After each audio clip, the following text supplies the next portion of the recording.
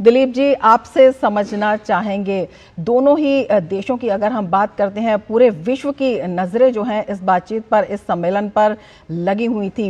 ये जो आउटकम निकल कर आया है, इसको किस तरह से देखते हैं और नई ऊर्जा किस तरह से दोनों देशों के संबंधों में भरती हुई दिखाई देती है?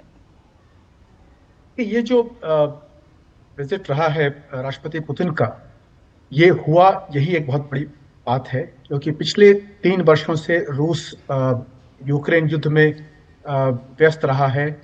और भारत रूस संबंध भी वैश्विक दृष्टि से देखें तो एक कठिन दौर से गुजरे हैं, विशेषकर जो मामला था भारत के तेल खरीदने का।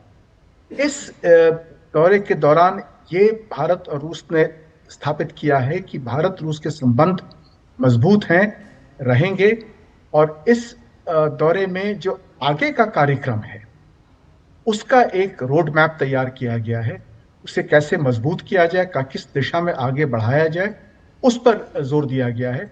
तो हमें उस दृष्टि से देखना चाहिए। और उसमें सबसे शुरू में कहा गया है कि आर्थिक संबंध बहुत महत्वपूर्ण है, और आर्थिक संबंध में दोनों देशों को, विशेषकर भारत के जो निर्यात है रूस की ओर, वो बढ़ाना होगा, ताकि जो व्यापार में जो असंतुलन है उसे ठीक किया जाए।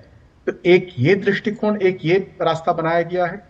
और दूसरा, भारत की आत्मनिर्भरता, विशेषकर सुरक्षा के क्षेत्र में, जहां उसमें कहा गया है कि हम जॉइंट डेवलपमेंट करेंगे, जॉइंट मैन्युफैक्चर करेंगे स्पेयर पार्ट्स का, जिसमें कि भारत बहुत हद तक रूस पर निर्भर रहता है।